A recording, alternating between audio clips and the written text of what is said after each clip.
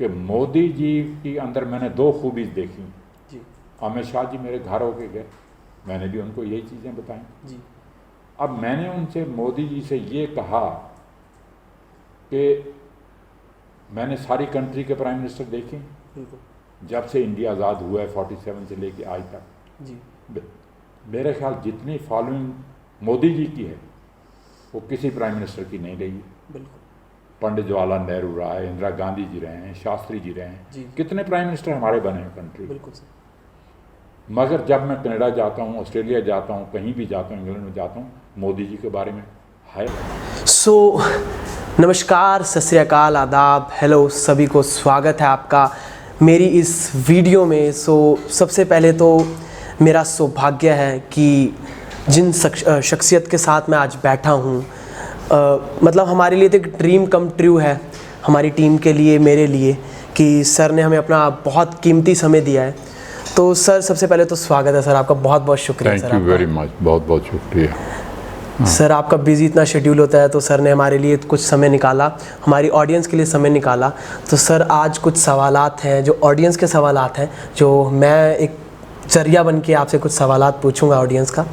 तो सर अगर हम शुरुआत करें सरदार मिल्खा सिंह जी के पास्ट के बारे में, जब उन्होंने शुरुआत की थी, तो सर आप अपनी शुरुआती दौर के बारे में बताइए। जब आप स्पोर्ट्स में आए थे तो कैसे आना हुआ, क्योंकि अगर हम बात करें मिल्खा सिंह जी के ऊपर एक मूवी भाग मिल्खा भाग, जो कि ब्लॉकबस्टर रही है, हम सभी ने देखी, हम सभी उनसे इंस्पायर हुए हैं, बट उनसे भी जानते हैं उनकी स्टोरी के बारे में।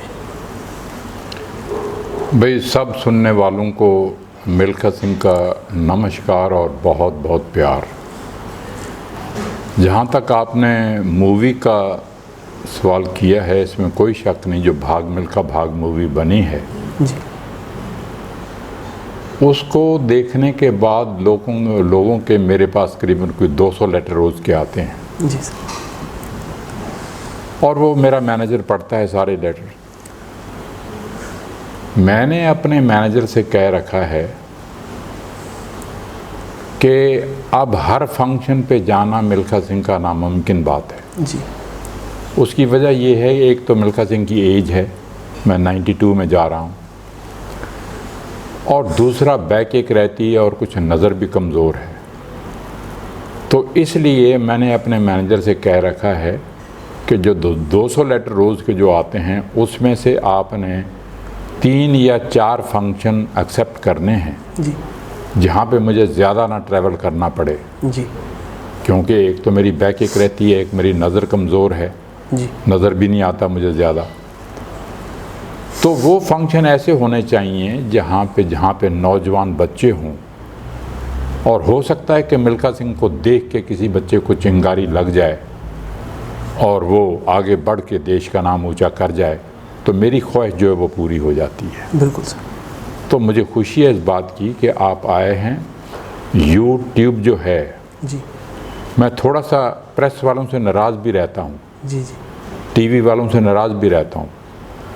उसकी वजह ये है कि जब भी मैं टीवी ऑन करूं तो क्रिकेट के बगैर मुझे कुछ नज़र नहीं आता। बिल्कुल सर। जब भी मैं कोई न्यूज़पेपर देखूं तो मुझे क्रिकेट की फ़ोटो के बगैर कोई और चीज़ नज़र नहीं आती। बिल्कुल सर। मगर ये लोगों को मालूम होना चाहिए कि क्रिकेट के अंदर पहले तो 6-7 कंट्रीज़ खेलती थी, अब मैंने सुना है कि 9-10 कंट्रीज़ हो गई हैं जी, बांग्लादेश भी मिल गया है और अफ़गानिस्तान भी साथ मिल गया है, ये वो, तो 10 हो गई हैं।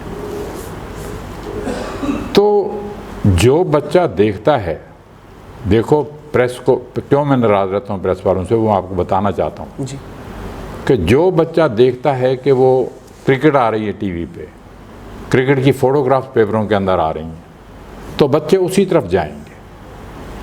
जी, तो मैं ये कहना चाहता हूँ कि ओलंपिक गेम्स के अंदर कम से कम भी 26-27 गेम्स हैं, जी, और जो नंबर 1 गेम मानी जाती है वो एथलेटिक मानी जाती है सारी दुनिया में। बिल्कुल बिल्कुल सर। अब एक हुसैन बोल्ट है 100 मीटर का, जो वर्ल्ड रिकॉर्ड होल्डर है 100 मीटर का, जी सर। वो जमैका का है, जी, और सारी दुनिया को मालूम है कि ये हुसैन बोल्ट है और ये जमैका का रहने वाला है, बिल्कुल सर। तो सारी दुनिया में जमैका का नाम चल रहा है सारा। जी तो मैं एथलेटिक में था,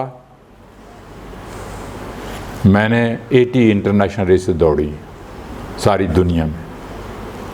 आज अगर मिल्खा सिंह का नाम दुनिया भर में है तो वो एथलेटिक की वजह से है। जी समझते हो कि नहीं? जी बिल्कुल सर।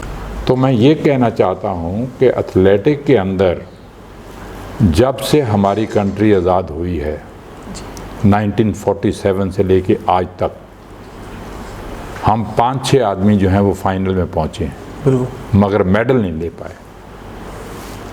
पहले नंबर पे मिल्खा सिंह था, जी दूसरे नंबर पे पीटी उषा थी, जी तीसरे नंबर पे अंजू जॉर्ज थी, चौथे नंबर पे श्री राम सिंह था, पांचवें नंबर से गुरबचन सिंह रंधावा था। बिल्कुल सर। ये 5 आदमी जो हैं वो एथलेटिक फाइनल में पहुंचे हैं, मगर हिंदुस्तान के लिए मेडल नहीं ले पाए। तो मेरा कहने का मतलब ये है, मैं ये कहना चाहता हूँ कि आज हिंदुस्तान के अंदर किसी चीज़ की कमी नहीं है। नहीं है सर। पैसा हमारे पास है, लेटेस्ट इक्विपमेंट हमारे पास है, जी सर। स्टेडियम्स हमारे पास हैं, कोचेज़ हमारे पास हैं, बिल्कुल। किसी चीज़ की कमी नहीं है, सब कुछ है हमारे पास। मगर कमी है तो हार्ड वर्क की और विल पावर की कमी है। तो मेरा कहने का मतलब ये है कि एथलेटिक के अंदर मेडल लेना बहुत ज़रूरी है, तभी दूसरी कंट्रीज़ मानती हैं कि वाकई भी इंडिया है जो उसने ये कर दिया। जी सर। मुझे मालूम है कि हमने 3-4 गेम्स के अंदर मेडल जीते हैं, बहुत अच्छी है, हिंदुस्तान इसके बारे में बहुत खुश है। जी सर। बैडमिंटन में हमने अच्छा किया है, रेसलिंग में अच्छा किया है, जी बॉक्सिंग में अच्छा किया है और शूटिंग में अच्छा किया है। जी ये सर। 3-4 गिनी चुनी गेम्स हैं जिनके अंदर हमने अच्छा किया है। जी मगर जो मेन गेम्स हैं वहाँ वो कहाँ हैं हम पे? मेन गेम्स हैं, हॉकी है, हॉकी हमने सारी दुनिया को सिखलाई, जी मगर आज इंडिया हॉकी में कहीं भी नहीं है। फुटबॉल है, फुटबॉल के अंदर इंडिया कहीं भी नहीं है। मुझे याद है कि एशियन गेम्स के अंदर जब मैंने वहाँ पे 2 गोल्ड मेडल जीते जकार्ता के अंदर in 1962, तो 1962 एशियन गेम्स के अंदर जकार्ता के अंदर पहली बार था हिंदुस्तान जब फुटबॉल के अंदर गोल्ड मेडल जीता। अब 62 के बाद स्टैंडर्ड नीचे गया, ऊपर नहीं आया। तो मैं ये कहना चाहता हूँ कि हमें एक मीटिंग कॉल करनी चाहिए, जी जिस मीटिंग के अंदर सारी एसोसिएशन जितनी भी इंडिया के अंदर हैं, स्पोर्ट्स एसोसिएशन, जी सर। चाहे हॉकी है, फुटबॉल है, एथलेटिक है, स्विमिंग है, जिम्नास्टिक है, कोई भी गेम है, जी सारी एसोसिएशन की मीटिंग कॉल की जाए, उनके प्रेसिडेंट सेक्रेटरीज वहाँ पे हों और उसके अंदर स्पोर्ट्स मिनिस्ट्री का आदमी हो और फिर IOA इंडियन ओलंपिक एसोसिएशन जो है मेनली वो रिस्पॉन्सिबल है कि हमारी स्पोर्ट्स का स्टैंडर्ड जो है क्यों ऊपर नहीं जा रहा है दूसरी गेम्स के अंदर। जी मेनली रिस्पॉन्सिबल जो है इंडियन ओलंपिक एसोसिएशन है।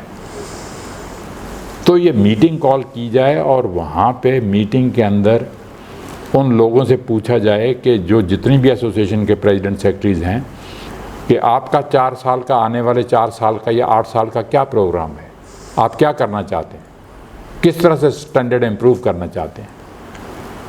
तो वो सारी बातें वहाँ पे हों और वो प्लानिंग हो और फिर कोचेज़ जो हैं कॉन्ट्रैक्ट बेसिस पे रखे जाएं, क्योंकि जिम्मेवारी तो तभी आप आदमी की दे सकते हैं उसको कि जब तक वो कॉन्ट्रैक्ट बेसिस पे नहीं होगा। बिल्कुल सर। कि आज स्कूल गेम्स होती हैं, ऑल इंडिया स्कूल गेम्स होती हैं, वहाँ पे हर एज का ग्रुप मिल जाता है। 12 साल वाले बच्चे लेना चाहो ले लो, 14 वाले लेना चाहो ले लो, 16 वाले लेना चाहो ले लो। बिल्कुल सर। तो हर एज के ग्रुप के बच्चे मिल जाते हैं। जी तो वो बच्चे जब आते हैं, फ़र्ज़ करो मैं एथलेटिक की मिसाल देता हूँ आपको जी कि एक बच्चा जो है आज 100 मीटर जो है वो 11 सेकंड में दौड़ रहा है, उसको हम पकड़ लेते हैं। जी 200 मीटर जो है वो 22 सेकंड में दौड़ रहा है, उसको हम ले लेते हैं। तो जो 4 साल के लिए बच्चे आपके पास हैं, उस कोच की जिम्मेवारी है कि उनको, उन बच्चों को ओलंपिक स्टैंडर्ड पे पहुंचाना। तो वो जब तक ये चीज़ें नहीं होंगी, तो मैं आपको बता रहा हूँ कि हिंदुस्तान के अंदर किसी चीज़ की कमी नहीं है, सब कुछ हमारे पास है, मगर हार्ड वर्क और जिम्मेवारी की कमी है। सही। जब वो आ जाएगी, एक मिल्खा सिंह नहीं 20 मिल्खा सिंह इंडिया में पैदा हो जाएंगे। बिल्कुल। आज मिल्खा सिंह को 60 साल हो गए दौड़े हुए, मगर अभी तक इंडिया के अंदर एक भी मिल्खा सिंह पैदा नहीं हो पाया। आज 60 साल पीटी उषा को दौड़े हुए 40 साल हो गए हैं, 40 साल के अंदर एक भी पीटी उषा और पैदा नहीं हो पाई। सच्चाई है सर।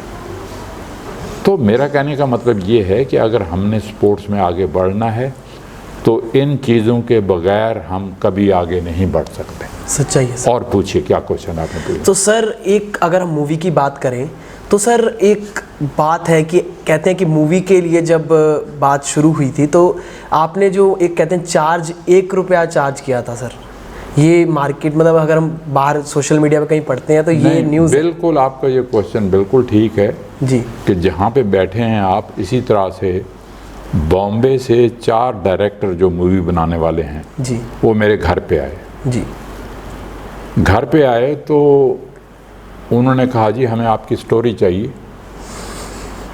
उन्होंने मेरी बुक पढ़ी होगी कहीं, जी, पंजाबी में मैंने लिखी थी, वो बुक पढ़ी होगी। जी, तो अब किसी ने कहा जी हम 50 लाख दे देंगे, किसी ने कहा जी हम 1 करोड़ दे देंगे, किसी ने कहा हम 1.5 करोड़ दे देंगे, किसी ने कहा जी हम 2 करोड़ दे देंगे, जब मूवी चल जाएगी तो 1 करोड़ बाद में देंगे, 1 करोड़ आप स्टोरी को आप ले लो। बिल्कुल। तो मेरा बेटा जो गोल्फर है, इंटरनेशनल गोल्फर जीव मिल्खा सिंह, जी, जी, उसने मुझे कहा पापा मैंने आपसे 1 मिनट बात करनी है। तो मुझे कमरे के अंदर ले गया। कमरे, क्योंकि मैंने तो 1960 के बाद कोई मूवी देखी नहीं, मुझे नहीं मालूम कि कौन सा डायरेक्टर अच्छा है, कौन सा एक्टर अच्छा है, कौन से लोग क्या क्या काम कर रहे हैं मूवीज़ के अंदर। तो मुझे कोई, क्योंकि 60 से पहले तो मैंने देख ली राज कपूर की, अशोक कुमार की, और क्या नाम है सुरैया की, जी, जी, और नूर जहाँ की। हमारे ज़माने में तो वो लोग थे। जी, जी, मगर आजकल जो ज़माना है इसके अंदर तो सारी चीज़ें नई आ गई हैं। तो मिल्खा सिंह को इस चीज़ के बारे में मालूम नहीं था। मैंने आपको बताया कि 1960 के बाद मैंने कोई फिल्म ही नहीं देखी। तो मेरा बेटा कहता है पापा अगर स्टोरी देनी है तो राकेश ओम प्रकाश मेहरा को देनी है। तो मैंने अपने बेटे से अंदर सवाल किया, मैंने कहा बेटे क्यों आप कहते हो कि राकेश कुमार को देनी है? मैंने कहा लोग इतना इतना पैसा ऑफर कर रहे हैं, तो राकेश कुमार में क्या खूबी है?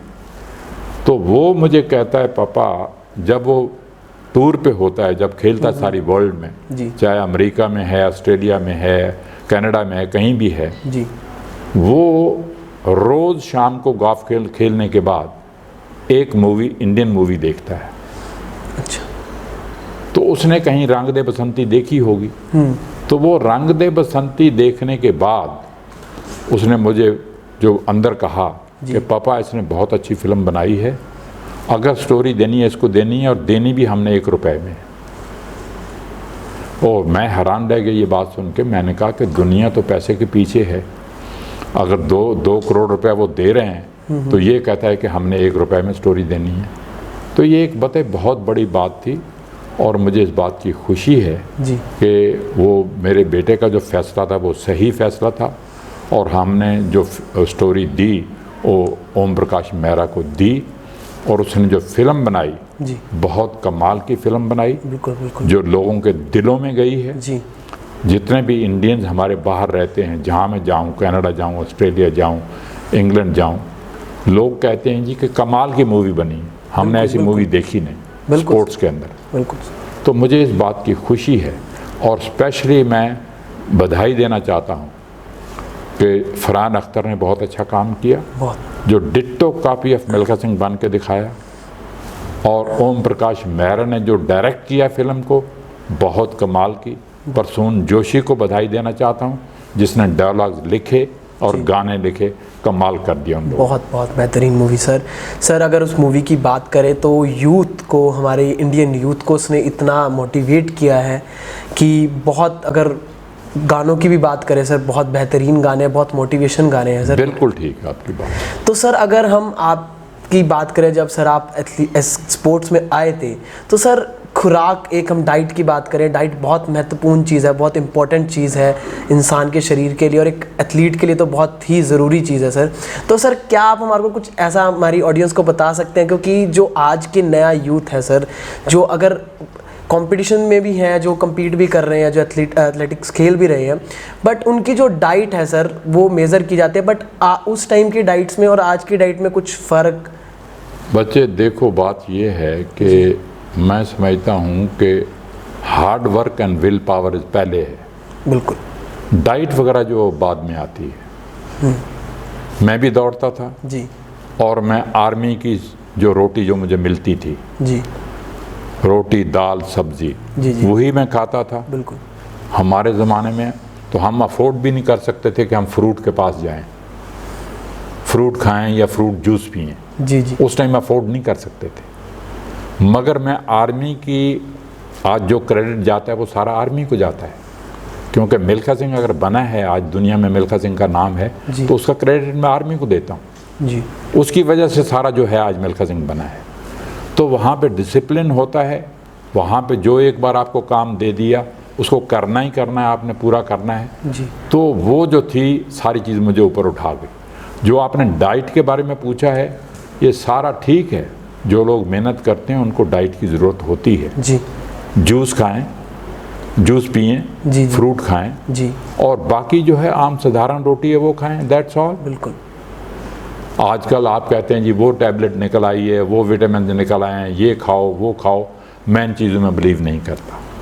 तो मैंने आपको मोटी बात बता दी है जी। कि जो आदमी हार्ड वर्क करता है फ्रूट और जूस ले ले, दैट्स ऑल। बाकी जो नॉर्मल रोटी जो लोग खाता है वो खाए, ठीक चलता है सारा। तो सर एक सवाल और, कि जब आपको फ्लाइंग सिक्का किताब मिला पाकिस्तान में, तो सर एक मूवमेंट होती है, एक हम कह सकते हैं कि इंसान के लिए, तो वो अगर आप उसके बारे में कुछ हमारे ऑडियंस को बताएं। हाँ, ये सही बात है आपकी कि पाकिस्तान, लाहौर पाकिस्तान इंटरनेशनल मीट में दौड़ने के लिए, बिल्कुल। तो वो आपने फ्लाइंग सिख की बात की, वो मैं आपको बताना चाहता हूँ जी कि जब हमारी इनविटेशन मुझे आया तो मैंने लाहौर जाने से इनकार कर दिया। पेपरों में छप गया जी। तो पंडित जी ने वो अखबार में पढ़ा होगा, ही वॉज प्राइम मिनिस्टर जी तो अखबार में जब पढ़ा तो पंडित जी ने कहा मिल्खा सिंह को बुलाओ मेरे पास। जी तो मैं नेशनल स्टेडियम के अंदर, दिल्ली के अंदर नीचे सोया हुआ था फर्श के ऊपर। जी जी तो एक गाड़ी बाहर आके खड़ी हुई कि जी आपको पंडित जी ने बुलाया है। अब प्राइम मिनिस्टर कंट्री का बुलाता है तो आपको जाना पड़ेगा। बिल्कुल। तो मैं उसके पास तैयार हुआ और मैं उसके पास चला गया। जी मिल्खा जी ये मैंने क्या अखबार में पढ़ा है? मुझे कहते हैं पंडित जी। मैंने कहा जी आपने बिल्कुल ठीक पढ़ा है, मैं पाकिस्तान नहीं जाना चाहता, क्योंकि मेरे माँ बाप मेरी आंखों के सामने मारे गए, मेरे बहन भाई मेरी आंखों के सामने कत्ल किए गए। मैंने कहा मैं उस पाकिस्तान में बिल्कुल नहीं जाना चाहता, जो हुआ है। मैंने कहा मैं नहीं मिल्खा, मुझे पंडित जी कहने लगे हमारा पड़ोसी देश है, आपको जाना है। स्पोर्ट्स जो है वो दोस्ती बढ़ाती है, दोस्ती कराती है, तो आपको जाना है। ये सही बात है जी कि स्पोर्ट्स जो है वो प्यार बढ़ाती है, बिल्कुल। और पॉलिटिक्स जो है वो घटा, आपको मालूम है घटाती है। बिल्कुल बिल्कुल। अब जितने भी क्रिकेट देखने वाले पाकिस्तान से यहाँ मोहाली में आते हैं जी स्टेडियम के अंदर, जी सर। मैं उनको अपने घर ठहराता हूँ। जी जब मैं लाहौर गया आज से 15 साल पहले, एक तो गया था 1960 में जब मैंने अब्दुल खालिक को वहाँ हराया था। जी जी और आपने जो क्वेश्चन किया फ्लाइंग सिख का, मुझे खिताब मिला जी था, जी सर। तो वो जनरल अयूब ने दिया था। जी तो जब मैंने इनकार कर दिया तो मैं पंडित जी के कहने से मैं चला गया। तो गया जब मैं वाघा बॉर्डर पे, क्योंकि मैं टीम का कैप्टन था, जी मेरे साथ 50 आदमी और थे, जी बस हमारी भरी हुई थी। और मैं नेशनल, जब वो वाघा बॉर्डर पे पहुँचे तो वाघा बॉर्डर के ऊपर उन्होंने फूलों वाली एक जीप सजाई हुई थी पाकिस्तान के अंदर। जी जिसके अंदर एक तिरंगा झंडा लगा हुआ था और एक पाकिस्तान का झंडा लगा हुआ था। और उस फूलों वाली जीप के अंदर उन्होंने मुझे खड़ा किया और लाहौर तक का डिस्टेंस जो था 15 किलोमीटर का, लोग दोनों तरफ खड़े थे, तो मैं सबको वेव करता गया और वो मुझे देते। तो जब लाहौर पहुँचे तो लाहौर में एक वहाँ पे जिस होटल में मैं ठहरा था, फ्लैटी होटल में, तो वहाँ पे एक उर्दू का पेपर पढ़ा था। तो उर्दू के पेपर में लिखा हुआ था कि इंडिया और पाकिस्तान की टक्कर, अब्दुल खालिक और मिल्खा सिंह की टक्कर। जी तो वो मैंने उर्दू का पेपर पढ़ा तो मैं बड़ा हैरान हुआ। मैंने कभी देखो इन्होंने आज छाप दिया इसमें। कल हमारी दौड़ थी नेक्स्ट डे। जी तो ये हुआ कि भाई उन्होंने बहुत हमारी इज्जत की, मान किया। और इवन हम फूड स्ट्रीट में खाना खाने के लिए गए, हमारी पूरी टीम, किसी ने हमारे से पैसा चार्ज नहीं किया। उन्होंने कहा हमारे गेस्ट हैं, हो सकता है कि उन्होंने पहले ही कह दिया हो वहाँ पे। तो उन्होंने हमें मुर्गा, तीतर, हर एक चीज़ वहाँ पे थी। उन्होंने कहा जो चीज़ आपने घी में खाना है, मक्खन में बनाना है, क्या करना है बताइए, हम बनाएंगे। तो उन्होंने हमारी बहुत ही देखभाल की वहाँ पे। जी तो जहाँ तक ताल्लुक़ है फ्लाइंग सिख का, आपने जो बात की है, जी तो जब मैंने अब्दुल खालिक को वहाँ पे हराया, 60,000 आदमी बैठा था स्टेडियम के अंदर, और 60,000 के अंदर 10,000 औरत बुर्के वाली बैठी थी। और वो जब रेस शुरू होने से पहले मुझे याद है कि 2-3 मौलवी आए और उन मौलवियों ने कहा, आए जहाँ पे स्टार्टिंग पॉइंट के ऊपर जब रेस शुरू होने लगी, तो अब्दुल खालिक को कहते हैं खुदा हाफिज़, खुदा आपको दुश्मनों से फतेह दे। तो जब ये लफ्ज़ उन्होंने यूज़ किए तो मैंने, वो मौलवी जब वापस जा रहे थे तो मैंने मौलवियों को बुला लिया। मैंने कहा मौलवी जी, हम भी खुदा के बंदे हैं, हम यहाँ पे आए हैं प्यार बांटने के लिए। तो ये आपने जो लफ्ज़ कहे मुझे अच्छे नहीं लगे। नहीं, खुदा आपको भी ताकत दे। तो फिर वो चले गए वहाँ से। तो रेस शुरू हुई। तो रेस के अंदर मैंने 10 गज़ पे अब्दुल खालिक को हराया, और उसके बाद मेरे पीछे मक्खन सिंह था इंडिया का और रनर, वो भी अब्दुल खालिक को बीट कर गया। तो वो 3rd नंबर पे गया। तो उसने रोना शुरू कर दिया, गिर गया ग्राउंड पे। तो मैंने उसको उठाया, मैंने कहा कोई बात नहीं, स्पोर्ट्स के अंदर ये होता रहता है, कभी आप जीतोगे कभी हम जीतेंगे, तो कोई बात नहीं, आप दिल रखो। और मैं रो रहा था, मैंने उसको थापी दी साहब जी।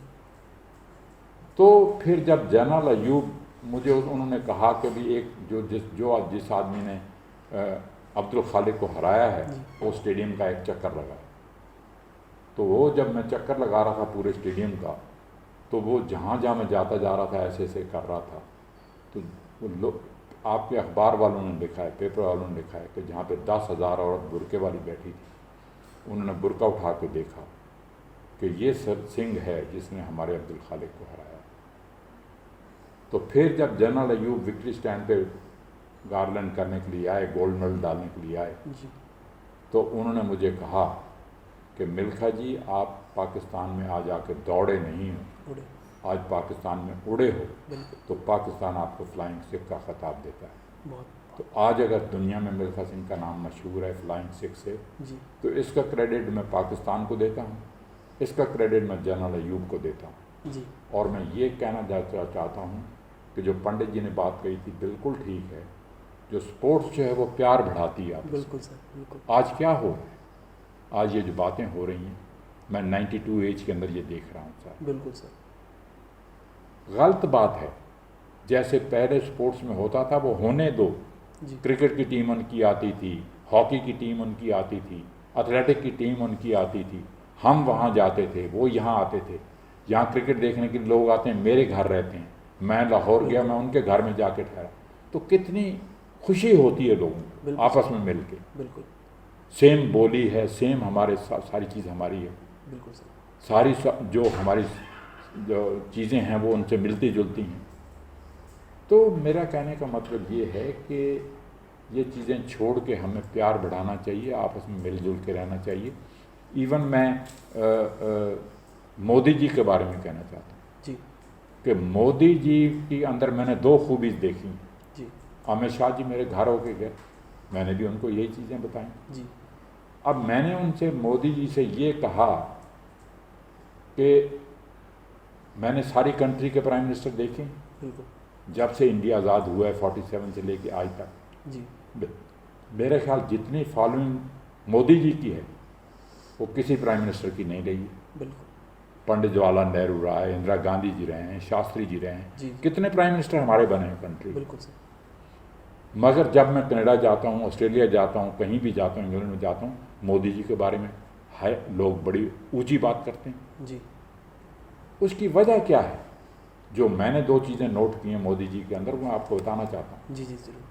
पहली बात तो ये कि जिस कंट्री में जाते हैं वो दोस्ती का हाथ बढ़ाते हैं। बिल्कुल। ये मानते हो आप इस जी चीज़ जी को? जी बिल्कुल। कनाडा गए, ऑस्ट्रेलिया गए, अमेरिका गए, रशिया गए, चाइना गए, जी इवन पाकिस्तान चले गए। जी ठीक है ना, पाकिस्तान गए ना, जी जी जाके दोस्ती का हाथ बढ़ाया। बिल्कुल सर। भाई आजकल के ज़माने में लड़ाई में क्या रखा है? बिल्कुल सर।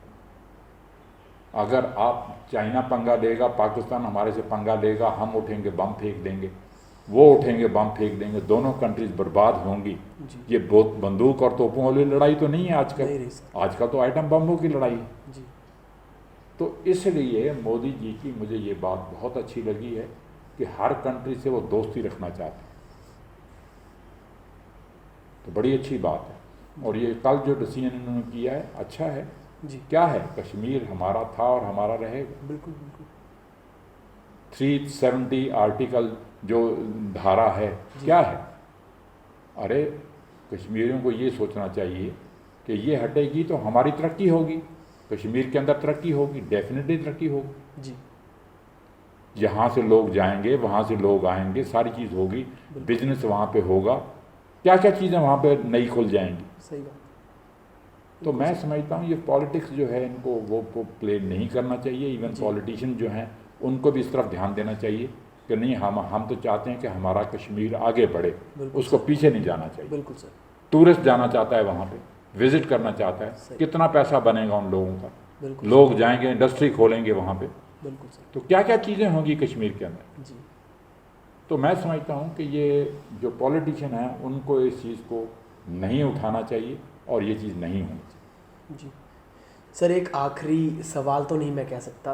दरअसल हमारी जो ये वीडियो मैंने आपको बताया था यूथ को मोटिवेट करने के लिए, स्पेशली हमारे पंजाब की यूथ है जो, क्योंकि सर लोगों का कहना ये न्यूज़पेपर में हम पढ़ते हैं गलत रास्ते पर वो चल पड़े हैं। मैं नाम भी ना लेना चाहूँगा क्योंकि ये वो चीज़ एक जहर है जो कह रहे हैं हमारी यूथ में आ गया है। तो सर उन लोगों को अगर वो उनमें से कोई अगर एक भी हमारी इस वीडियो के माध्यम से कोई इंसान या कोई लड़का अगर आगे यूथ में आगे मोटिवेट होता है तो बच्चे सर। बात ये है जो जी। आपने क्वेश्चन किया है उसका मैं जवाब सही दे देता हूँ आपको। जी जी बात ये है कि ये बहुत बुरी बात है। अब जो है सारे पंजाब के अंदर बल्कि सारे देश के अंदर मैं समझता हूँ बहुत सी स्टेट के अंदर कैंसर की तरह ये चीज़ फैल चुकी है। जी समझते हो कि नहीं? जी बिल्कुल। अब ये है कि हमें कितनी शर्म आती है कि एशियन गेम्स के अंदर जो लड़कियां पकड़े जाते हैं उनके गोल्ड मेडल वापस हो जाते हैं, देश की कितनी बदनामी होती है। जी आज माँ बाप कितने तंग हैं पंजाब के अंदर कि जो जवान लड़के हैं वो माँ बाप को मारते हैं और कहते हैं हमें पैसा चाहिए ड्रग्स के लिए। जी बुरी बात है। मैं ये कहता हूँ कि आप अगर ये जितने हमारे गांव हैं, जितने विलेजेस हैं, जी अगर उनके अंदर ये स्पोर्ट्स वगैरह का सिलसिला शुरू कर दें, जो सरपंच वगैरह है, बिल्कुल। जो गांव का सरपंच है, जी और गवर्नमेंट वहाँ पे इक्विपमेंट प्रोवाइड कर दे, जी वॉलीबॉल, एथलेटिक के अंदर गोला फेंको, लॉन्ग जंप लगाओ, वॉलीबॉल खेलो, बास्केटबॉल खेलो, तो उससे जो है काफ़ी फ़र्क पड़ जाए। बिल्कुल क्योंकि बच्चे जो है शाम को जब घर वापस आते हैं तो वो ड्रग्स की तरफ जाएंगे और कहाँ क्या करेंगे। बिल्कुल सर। तो मैं ये कहना चाहता हूँ, बच्चों से ये कहना चाहता हूँ कि जो बच्चे ड्रग्स लेते हैं वो मौत से खेल रहे हैं। बिल्कुल सर। कितनी देर ले लोगे आप? अब मैंने सुना है कि अमृतसर में जाओ, गुरदासपुर में जाओ, फिरोजपुर की तरफ जाओ तो बच्चे इंजेक्शन लेके खेतों के अंदर पड़े हुए हैं। जी तो वो मेरा कहने का मतलब माँ बाप कितने तंग हैं, कितने दुखी हैं। बिल्कुल सर। तो बच्चों, मैं ये मैसेज देना चाहता हूँ उनसे, खेलों में आओ, आगे बढ़ो, अपने देश का नाम ऊंचा करो, अपने पंजाब का नाम ऊंचा करो। बिल्कुल सर, बिल्कुल क्या रखा है इन चीज़ों के अंदर? बिल्कुल। मैंने आपको अभी मिसाल दी कि हमारे गोल्ड मेडल इवन ओलंपिक में लोग पकड़े जाते हैं, एशियन गेम्स में पकड़े जाते हैं, कॉमनवेल्थ गेम्स के अंदर पकड़े जाते हैं। जी तो बच्चों के ड्रग्स के पास नहीं जाना चाहिए। बिल्कुल सर। और जो बच्चा ड्रग्स लेता है वो कोच की मर्जी के बगैर या डॉक्टर की मर्जी के बगैर कभी नहीं ले सकता। जी बिल्कुल। तो जब तक कोच पे एक्शन नहीं होगा, जब तक डॉक्टर पे एक्शन नहीं होगा, ये चीज़ कभी बंद नहीं होगी। बिल्कुल sir. Thank you very much Thank for you so coming. much, sir. बहुत बहुत शुक्रिया। मेरी बेस्ट विशेज़ यूट्यूब के साथ हैं। जी जी, थैंक यू। आगे बढ़ो, आगे बढ़ के अच्छा काम करो। जी और जो मैंने कहा है कि दूसरी खेलों को भी बढ़ावा दो, बिल्कुल सर, बिल्कुल। क्रिकेट नहीं और गेम्स के अंदर भी दिखाओ, जी ताकि बच्चे उस तरफ जाएं और हमारे देश का नाम जाके ओलंपिक में, एशियाई खेलों में और दूसरी खेलों के अंदर जाके ऊंचा करें। Thank you very much. Thank you so सुनने much, वालों को एक बार फिर बहुत बहुत शुक्रिया एंड जय हिंद। जय हिंद। Thank you.